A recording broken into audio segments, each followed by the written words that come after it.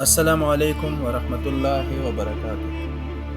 پیارے ناظرین، آج ہم بات کریں گے ایک بہت ہی مبارک اور بابرکت مہینے کی، جس کا انتظار ہر مسلمان شدت سے کرتا ہے۔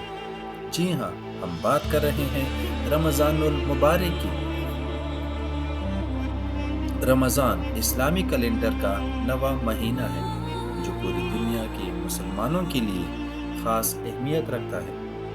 یہ صرف روزے رکھنے کا مہینہ نہیں، بلکہ اللہ کی رحمت، مغفرت اور جہنم سے نجات حاصل کرنے کا ایک سنہری موقع ہے۔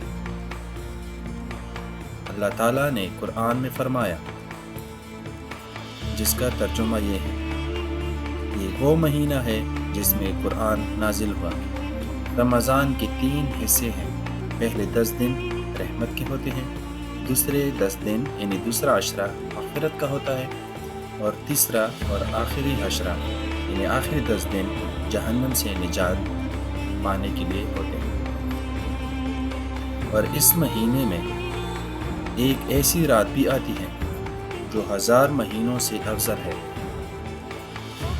جسے لیلۃ القدر کہا جاتا ہے۔ روزہ ہمیں صبر، شکر اور تقوی سکھاتا ہے۔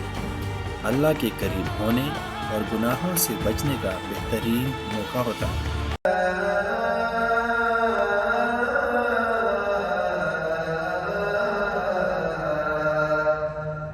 وزن کم کرنے اور صحت مند زندگی گزارنے میں مدد ملتی ہے۔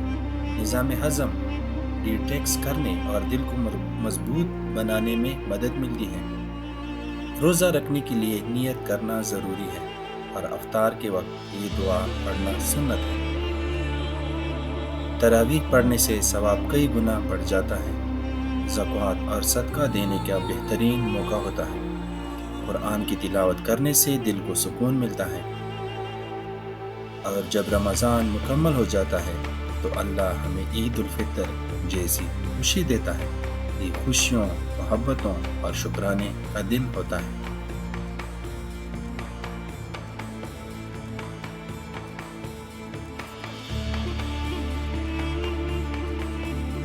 پیارے دوستو، رمضان ہمیں اللہ کے قریب کرنے کا مہینہ ہے۔ آئیے ہم سب اس مہینے کو عبادت، دعا اور نیکیوں میں گزاریں۔